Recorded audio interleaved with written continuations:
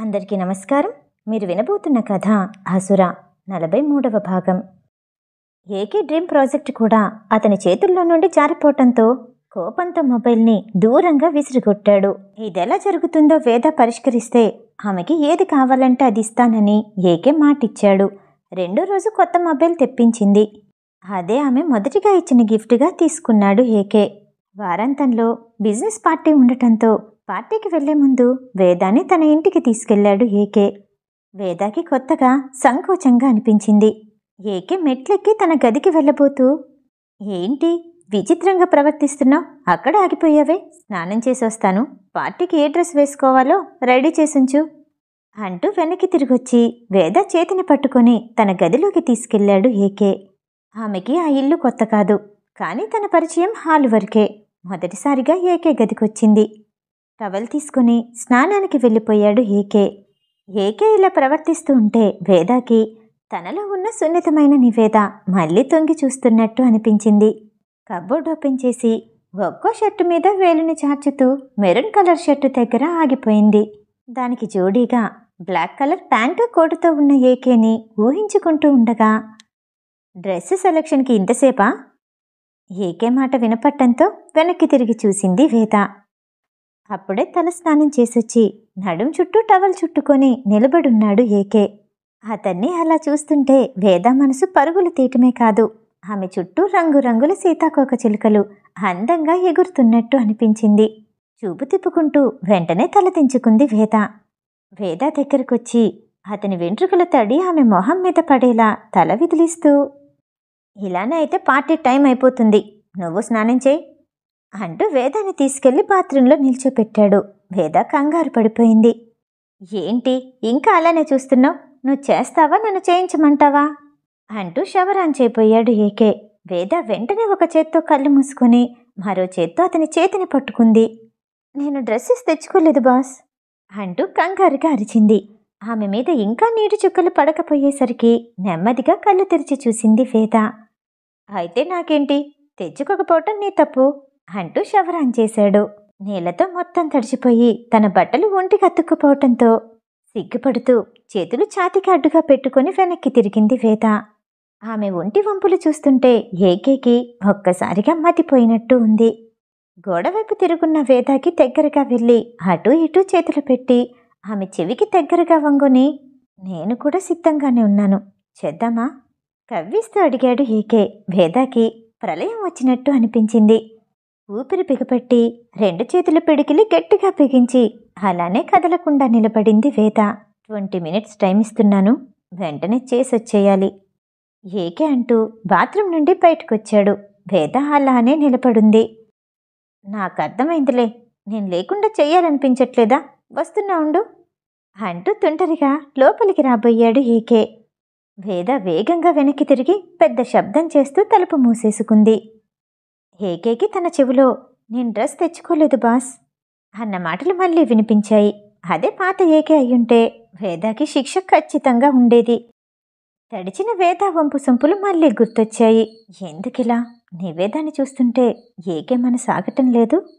గుండె మీద కుడి చేతి వేళ్ళని ఆడిస్తూ తనలో తనే అనుకున్నాడు ఏకే. చిన్నగా నవ్వుకుంటూ వెళ్ళి ఎదురుగా ఉన్న మరో కబోర్డ్ ఓపెన్ చేశాడు. అందులో వేద కోసం చాలా చీరలున్నాయి. చీరలే కాదు, రకరకాల మోడర్న్ బట్టలు కూడా ఉన్నాయి. అతను విదేశాలకి ఎక్కడికి వెళ్ళినా భార్యకి తీసుకున్నట్టుగా రకరకాల బట్టలు పిఏకి తీసుకునేవాడు. వేదాకి ఎందుకు తీసుకునేవాడో అతనికి తెలీదు. అతను ఎక్కడుంటే అతని కబ్బోర్డు పక్కనే వేద కోసం కూడా కబ్బోర్డు ఉండి తీరాల్సిందే. ఎప్పుడు బిజినెస్ మీటింగ్ ఉంటుందో, ఎప్పుడు బిజినెస్ పార్టీ ఉంటుందో తెలీదు. ఏకేతో పాటు వేద కూడా ఉండాల్సిందే. గతంలో 2-3 సార్లు వేద బట్టలు లేక ఇబ్బంది పడింది. దాన్ని కూడా దృష్టిలో పెట్టుకుని అన్ని ఏర్పాట్లు ముందే చేసుకుంటాడు ఏకే. కబోర్డ్లో ఉన్న అతనికి నచ్చిన శారీని తీసుకొచ్చి బాత్రూమ్ డోర్ దగ్గర నిలబడి వేద పిలిచాడు ఏకే. మొదటిసారిగా వేదాకి ఏ కారణం లేకుండానే ఏకే మీద కోపం వచ్చింది. కావాలని నిశ్శబ్దంగా ఉంది. వేద తలుపు తెరు అన్నాడు ఏకే. లోపల నుండి ఎలాంటి శబ్దం రాలేదు. మిస్సెస్ ఆనంద్ కుమార్, తలుపు తీస్తారా ఏకే సరదాగా అనటంతో లోపలున్న వేద కళ్ళు కలువరేకుల్లా పెద్దగా విచ్చుకున్నాయి. ఏదో తెలియని ఉద్వేగంతో తలుపు తెరిచింది వేద. ఏకే లోపలికొచ్చి కన్నీళ్లు రావటానికి సిద్ధంగా ఉన్న ఆ కళ్ళని చూసి, అరే టెన్షన్ పడుకు, చిల్లవు. నా భార్య కబ్బోర్డ్ని మెయింటైన్ చేయటం నాకు తెలుసు. ఇదిగో శారీ అంటూ శారీ ఉన్న కవర్ని మొత్తం వేద చేతికి అందించాడు. ఈసారి తన చుట్టూ కాదు, ఆమె మీదే సీతాకోక చిలుకలు వాలిపోయినట్టు తనువు పులకరించిపోయింది. ఆ శారీ కవర్ని అందుకొని విస్మయంగా చూస్తూ ఉండిపోయిన వేదాని మొగ్గని పట్టుకొని సరదాగా అటూ ఇటూ తిప్పుతూ, ఇప్పటికైనా త్వరగా వస్తావా అంటూ అడుగు బయటికి వేశాడు ఏకే. వేద ఆశ్చర్యంగా అలానే నిల్చుని ఉండటంతో, ఓకే బయటకొచ్చేస్తావా, మంచం కూడా సిద్ధంగా ఉంది, ఫస్ట్ నైట్ వెంటనే చేసుకుందాం వేదాన్ని చూస్తూ సీరియస్గా అన్నాడు ఏకే. ఉలికి పడిన వేద వెంటనే తలుపు వేసేసుకుంది. అదే సమయానికి సంజీవ్ తన కబోర్డ్లో ఉన్న బట్టలన్నీ తీసి మంచం మీద పరిచేసి, ఏది వేసుకోవాలి, చాలా రోజుల తర్వాత నివేదాన్ని కలుస్తున్నాను అంటూ ఆ బట్టలన్నిటినీ చల్లాచెదురు చేస్తూ అన్నాడు. ఉదయం నుండి అతని ఆతృతని గమనిస్తున్న అతని చెల్లి రాధిక గది లోపలికొచ్చింది. నిజంగా దేవుడు పంపించినట్టు వచ్చావు, ఏ డ్రెస్ వేసుకోవాలో చెప్పు చెల్లి రాధికాని చూస్తూ అన్నాడు సంజీవ్. బాప్రే, నువ్వు నన్ను సలహా అడుగుతున్నావా, అది కూడా ఏ డ్రెస్ వేసుకోవాలని ఆశ్చర్యంగా అంది రాధిక. అవన్నీ తర్వాత, టైం అవుతుంది, ఏదో చెప్పు అనుకుంటూ నివేదాన్ని కలవటానికి ఆరాటపడిపోతున్నాడు సంజీవ్. రాధిక ఓ డ్రెస్ని తీసి అతని చేతికి అందించి నుదురు మీద కొట్టుకుంటూ బయటికి వెళ్ళిపోయింది. అదే సమయానికి అర్జున్ దేవేంద్ర గదిలోకి అడుగు పెడుతూ, సార్ మీరు రమ్మంటే నేను కూడా మీతో పాటు వస్తాను అంటూ మరో అడుగు వేయబోయాడు. ఏం చేస్తున్నావు అర్జున్, నా పర్మిషన్ లేకుండా ఈ గదిలోకి రావద్దని ఎన్నిసార్లు చెప్పాలి దేవేంద్ర గట్టిగా అరిచేసరికి ముందుకు వేయబోతున్న అడుగుని వెనక్కి తీసుకున్నాడు అర్జున్. అది సారీ సార్ అర్జున్ తటపటాయిస్తూ చెప్పాడు. అక్కడి నుండి వెనక్కి తిరిగొస్తున్న అర్జున్కి వేద మీద చాలా కోపంగా అనిపించింది.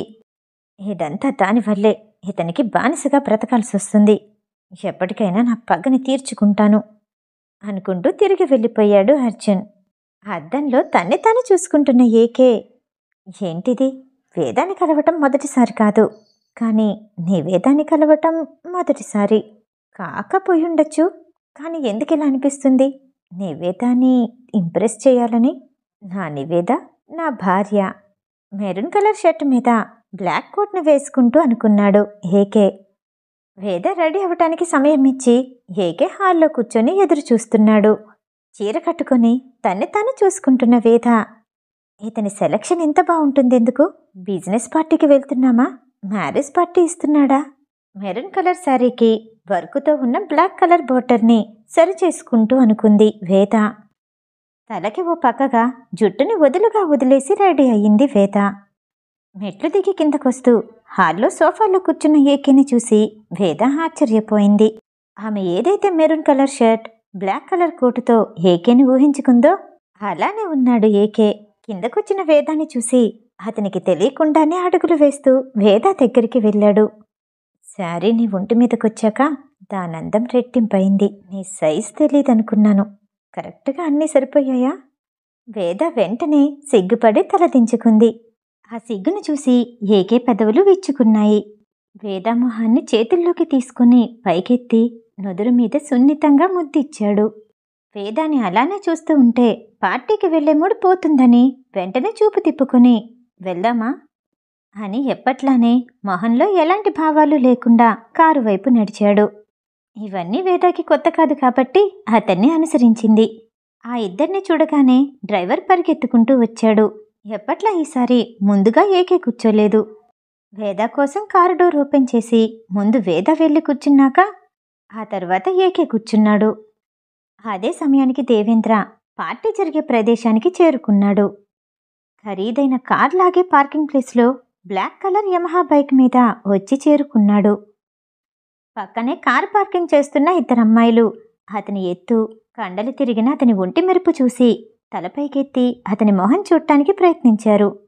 ఇతనెవరు, మొహం కనిపించకుండా హెల్మెట్ పెట్టుకున్నాడు, తీయకుండానే వెళ్తున్నాడు, అతన్ని ఫాలో చేద్దామా, ఎలా ఉంటాడో చూసి లోపలికెళ్దాం అంటూ ఆ స్నేహితురాళ్ళిద్దరూ అనుకుని దేవేంద్ర వెనకాలే పరుగులాంటి నడకతో నడిచారు. కానీ అక్కడ దేవేంద్ర కనిపించలేదు. ఇటువైపే వచ్చాడే, ఎటెళ్ళాడబ్బా? ఒకవేళ ఇటువైపు వెళ్ళాడేమో అంటూ ఆ ఇద్దరూ లోపలికి వెళ్ళగానే పొదల చాటున తాక్కున్న దేవేంద్ర హెల్మెట్ని తీసి కింద దాచి అతని షర్టు తీసి మరో షర్టు వేసుకున్నాడు. అప్పుడే ఏకే కారు కూడా వచ్చి చేరుకుంది. కార్లో నుండి దిగుతున్న ఏకేని చూడగానే చాలామంది షాక్ అయిపోయారు. ఏంటి వాళ్ళ ఏకే కొత్తగా ఉన్నాడు, ఇలాంటి కలర్ ఎప్పుడు వేసుకోడే, ఏకే రొమాంటిక్గా మారిపోతున్నాడా? ఇలా తలా ఒకరు రకరకాలుగా మాట్లాడుకుంటూ ఉన్నారు.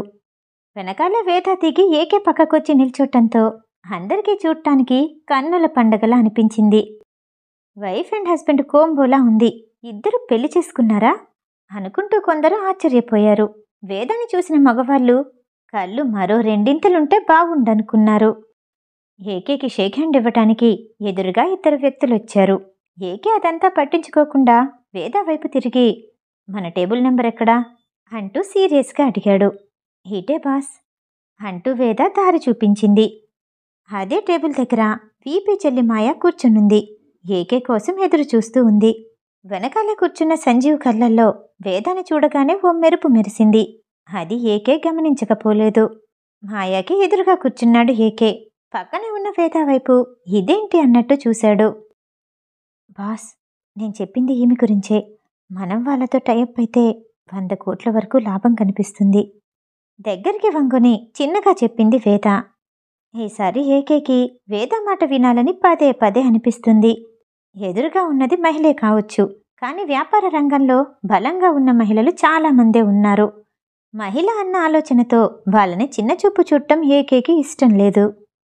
వేద నాకంతా చెప్పింది. మీ అన్నయ్య వరప్రసాద్ నాకు శత్రువు, మీకేం పర్లేదా? ఏకే కనుబొమ్మలెగరేస్తూ మాయాని చూస్తూ అడిగాడు. అన్నయ్య ఇప్పుడెక్కడున్నాడో ఎవరికీ తెలీదు. తిరిగొచ్చినా సమస్య లేదు. నా బిజినెస్ నాదే, అన్నయ్యది అన్నయ్యదే. ఇంకా నేను మీ కింద పని చేయట్లేదు, మీతో కలిసి పని చేస్తున్నాను. మనమిద్దరం బిజినెస్ పార్ట్నర్స్ అయినప్పుడు ఎవరికైనా ఎలాంటి సమస్య ఉంటుంది? ఎలాంటి భయము సంకోచం లేకుండా మాట్లాడింది మాయా. అఫ్కోర్స్, గతంలో నా దగ్గర పని చేయటానికి ఒప్పుకోలేదు. ఇప్పుడు తిరిగొస్తే ఒప్పుకుంటానని ఎందుకనిపించింది? ఏకే అన్న మాటకి మాయ పొగరుగా వేద వైపు చూసి తల తిప్పుకొని, చెప్పానుగా, ఇప్పుడు మీ కింద పనిచేయటానికి రాలేదు, మీతో కలిసి పని చేస్తున్నాను అంటూ వెనకాలే ఉన్న సంజీవ్ వైపు తిరిగి, నీ పార్టీని నువ్వు ఎంజాయ్ చేయి చెప్పింది మాయా. వెంటనే సంజీవ్ అక్కడి నుండి వెళ్ళిపోయాడు. వేదాన్ని కూడా అక్కడి నుండి పంపించే ఆలోచనతో, నా కార్లో హ్యాండ్ బ్యాగ్ ఉంది, తీసుకొస్తావా అడిగింది మాయా. వేద తీసుకురావటానికి లేవబోయింది. తను నాకు పియ్యే, నాకు మాత్రమే పియ్యే. నేను ఏది చెప్తే అదే చెయ్యాలి. తనేం చెయ్యాలన్నది మీరెవ్వరూ చెప్పాల్సిన అవసరం లేదు అంటూ వేద చేతిని పట్టుకుని కూర్చోమ్మన్నట్టు లాగాడు ఏకే. మాయకి వేదాన్ని చూస్తే చిరాగ్గా అనిపించింది. పక్కకి వెళ్ళిన సంజీవ్ వేదాన్ని గమనిస్తూ ఎదురుగా వస్తున్న అతన్ని ఢీకొట్టాడు. అయ్యో సారీ సార్, మిమ్మల్ని చూసుకోలేదు, సారీ అంటూ అతని వైపు చూస్తూ ఉండగా, నువ్వు సంజీవ్ కదూ? వీపీ నేను గుడ్ ఫ్రెండ్స్, నన్నెప్పుడు చూడలేదా అడిగాడు దేవేంద్ర. మిమ్మల్ని గుర్తు రావట్లేదు సార్, సారీ అంటూ కాసేపు సంజీవ్ దేవేంద్రతో మాట్లాడిన తర్వాత అతను వీపీ ఫ్రెండే అని నిర్ధారించుకున్నాడు. మీరు మా వీపీ సార్తో ఉన్నా సరే చాలా బాగా మాట్లాడుతున్నారు. మీ పేరేంటి తెలుసుకోవచ్చా అడిగాడు సంజీవ్. నువ్వే తెలుసుకో, నీకు ఖచ్చితంగా తెలుస్తుంది. డ్రింక్కి టైం అయింది, వెళ్దామా దేవేంద్ర అడిగాడు. సారీ సార్, బిజినెస్ పార్టీ కదా, మా మేడం ఇక్కడే ఉన్నారు. మళ్ళీ కలుద్దాం సార్ అంటూ షేక్ హ్యాండ్ ఇచ్చి ముందుకు కదిలాడు సంజీవ్. టేబుల్ దగ్గర కూర్చున్న వేదాన్ని, ఏకేని, మాయని చూస్తూ వెళ్ళాడు దేవేంద్ర. తాను చేయబోతున్న పనిని గురించి మాయ మొత్తం వివరించింది. ఏకే ఆమెను చూస్తూ వింటున్నాడు, కానీ అతని చేతులు మాత్రం వేద చీర కుచ్చిళ్ల దగ్గరే ఆగిపోయాయి. చీర పిన్నుతో ఆడుకుంటున్నాడు, కుచ్చిళ్ళని అటూ ఇటూ తిప్పుతున్నాడు. మధ్యలో వేద నడుమ మడతల్లో వేలిని దూరుస్తూ సూతి మెత్తగా నొక్కుతున్నాడు. వేద తుల్లిపడుతూ ఏకే వైపు కంగారుగా చూస్తూ మాయని చూస్తోంది. వేద ప్రవర్తన మాయాకి విచిత్రంగా అనిపించింది. దెన్ ఓకే మిస్టర్ ఏకే, మనం బిజినెస్ పార్ట్నర్స్ అయ్యాము, సెలబ్రేట్ చేసుకుంటే బాగుంటుంది అంటూ వెయిటర్ని పిలిచింది మాయా. వెయిటర్ తీసుకొచ్చిన వోడ్కాని చూసి, బాస్ ఇది తాగరు వేద చెప్పింది. మాయాకి చిరాగ్గా అనిపించింది. ఏకేతో ప్రైవసీగా గడపాలని చాలానే అనుకుంది, కానీ వేద వల్ల అది సాధ్యం కాలేదు. ఒక బాస్ ఏం తాగుతారో ఏం తాగకూడదో పిఏ అయిన నువ్వు చెప్పకూడదు. నువ్వు ఏది చెప్తే అది తాగటం ఏకే స్టైల్ కాదనుకుంటా. కోపాన్ని అణుచుకుంటూ ఒక్కో పదం ఒత్తి పలుకుతూ అంది మాయా. ఏకే చాలాసార్లు తను నా పిఏ అని చెప్పాడు, అప్పుడేమీ అనిపించలేదు. కానీ మాయ అనేసరికి వేదాకి కోపం వచ్చింది. అది కోపాన్ని మించిన బాధలా అనిపించింది. సారీ మేడం, సారీ బాస్ అంటూ లేచి గార్డెన్ వైపు దారి తీసింది వేద. ఈసారి ఏకే ఏమీ మాట్లాడలేదు. ఆ నిశ్శబ్దం మరింత బాధ పెట్టింది వేదాని. ఏంటి, నేను జస్ట్ పియ్యేనా? మాయ అలా అన్నప్పుడు బాస్ ఎందుకేమీ అనలేదు? గార్డెన్లోనే నిలబడి తనలో తనే అనుకుంది వేద. నేనేం తాగాలో నా పియ్యే కాకుండా మరెవరు చెప్తే తాగాలి? నా వాళ్ళనెవ్వరినైనా నా ముందే కాదు వెనకంటం కూడా నాకిష్టం లేదు. బిజినెస్లో ఎలాంటి సమస్య రాకూడదంటే నేనోరు కంట్రోల్లో పెట్టుకుంటే మంచిది. ఏకే మాటలకి తిరిగి మాట్లాడే ధైర్యం రాలేదు మాయాకి. ఆ తర్వాత మరో గంట వరకు స్టేజ్ మీద ఆటలని పాటలని ఏవేవో సాగుతూనే ఉన్నాయి. గార్డెన్లో బాధగా నిల్చున్న వేద దగ్గరికి సంజీవ్ వచ్చి, ముందు ఈ మంచినీళ్ళు తాగు, కూల్ అవుతావు అంటూ చేతికి మంచినీళ్ళని అందివ్వబోయాడు. అప్పటికే బాధలో ఉన్న వేదాకి సంజీవ్ని చూడగానే ఒళ్ళు మండిపోయింది. అదే గ్లాస్ తీసుకుని కిందకి విసిరికొట్టింది. అది ముక్కలుగా పగిలిపోయి 2 గాజు పెంకులు అతని కాలికి గుచ్చుకున్నాయి. చిన్నగా మూలుగుతూ కింద కూర్చొని ఆ గాజు పెంకుల్ని తీయబోయాడు సంజీవ్. ఇదంతా తన వల్లే జరిగిందని బాధపడిన వేద, సారీ సంజీవ్, ఏమీ అనుకోకు, ఇదంతా నేను కావాలని చేయలేదు అంటూ సంజీవ్ని లేపి చిన్నగా నడిపించుకుంటూ అక్కడే ఉన్న బెంచ్ దగ్గరికి తీసుకొచ్చి కూర్చోపెట్టింది.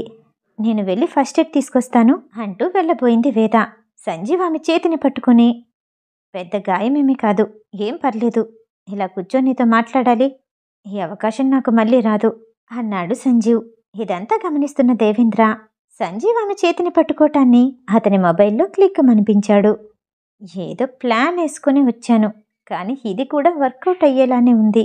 ఇది ఎవరికి పంపిస్తే మంచిదో వాళ్ళకే పంపిస్తాను అంటూ అక్కడే నిలబడి మరికొన్ని ఫోటోలు తీయటం మొదలుపెట్టాడు.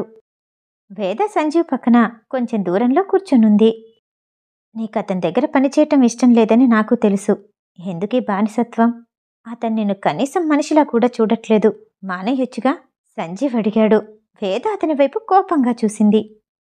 ప్లీజ్ సంజీవ్, ఇలాంటి మాటలే మాట్లాడొద్దు. బానిసత్వం అని ఎవరు చెప్పారు? నేను నా ఇష్టపూర్వకంగా చేస్తున్నాను. నా జీవితంలో మరొకరున్నారు. నిన్ను నా స్నేహితుడిలా కూడా ఊహించుకోలేను. ప్లీజ్ నాకు దూరంగా ఉంటే మంచిది. వేద సంజీవ్కి అనునయంగా చెప్పింది.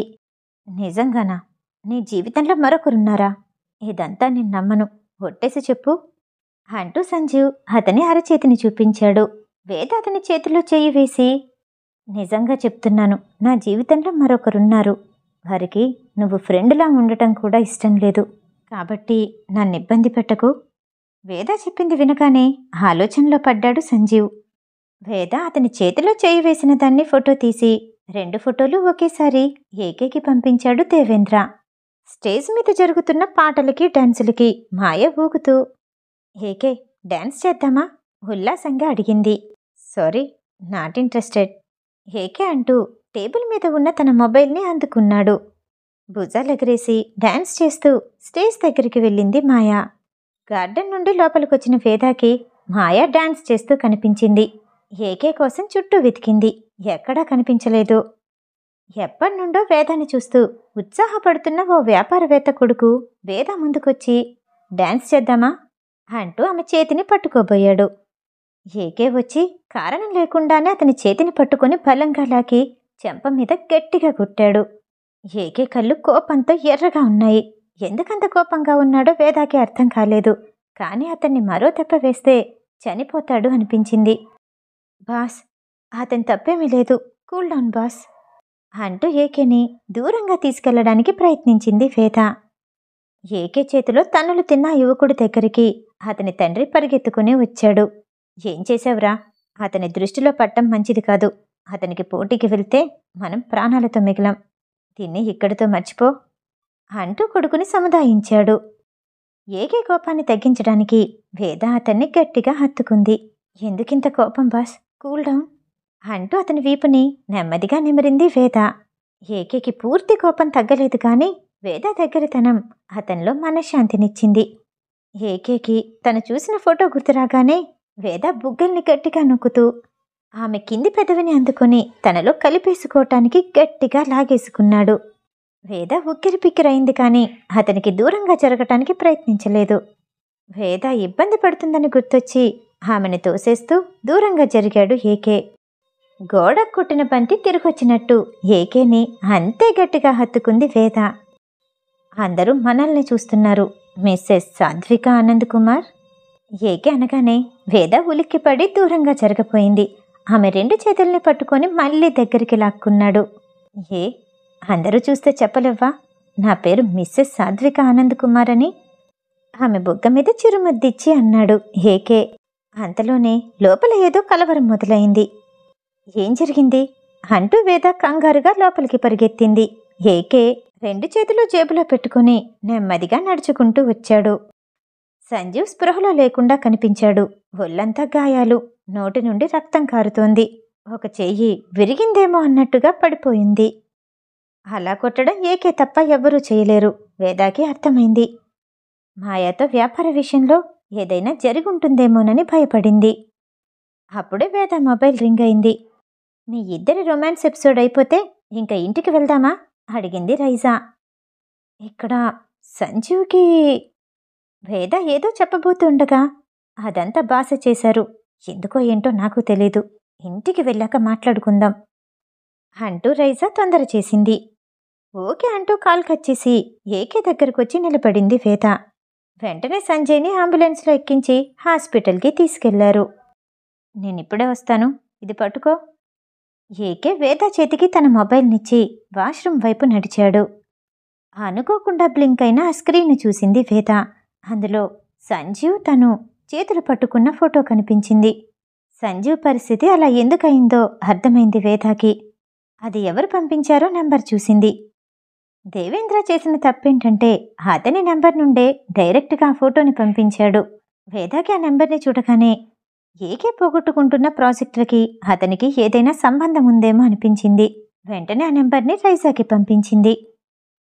నా పర్మిషన్ లేకుండా నన్ను హత్తుకోవటమే కాకుండా నా మొబైల్ను కూడా చూస్తున్నావా? ఏకే కంఠం కటువుగా వినపట్టంతో స్క్రీన్ని ఆఫ్ చేసి ఏకే వైపు చూసింది వేద. అది ఫోన్ ఎలా ఉందో చూస్తున్నాను బాస్, ఇందులో ఏముందో చూడటం లేదు, ఇదిగో అంటూ ఫోన్ని చుట్టూ తిప్పి చూపిస్తూ అతని చేతిలో పెట్టింది వేద. హోటల్కి చేరుకున్న వెంటనే ఏకే తన గదిలోకి వెళ్ళగానే వేద రైజా తమ గదిలో కూర్చున్నారు. ఆ నెంబర్ గల వ్యక్తి ఎవరు, అతని పేరేంటో తెలుసుకోవటానికి ప్రయత్నించారు. ఆఫీస్లో ఉన్న డిపార్ట్మెంట్కి నెంబర్ పంపించారు. 5 నిమిషాల్లో అతని పేరేంటో తెలిసింది. స్క్రీన్ మీద వస్తున్న ఆ పేరుని చూడగానే వేద ఆశ్చర్యపోయింది. దేవేంద్ర కుమార్, శాలినీదేవి కొడుకు. అవును, ఏకే తల్లి శాలినీదేవి కొడుకు దేవేంద్ర కుమార్. దేవేంద్ర కుమార్కి ఆనంద్ కుమార్కి మధ్య ఉన్న బంధమేంటో రేపు తెలుసుకుందాం. మిగతా కథ తర్వాయి భాగంలో. ఈ కథ వింటూ మీకు నచ్చినట్టయితే లైక్ చేసి సబ్స్క్రైబ్ చేయండి. మళ్ళీ రేపు కలుద్దాం. నమస్తే.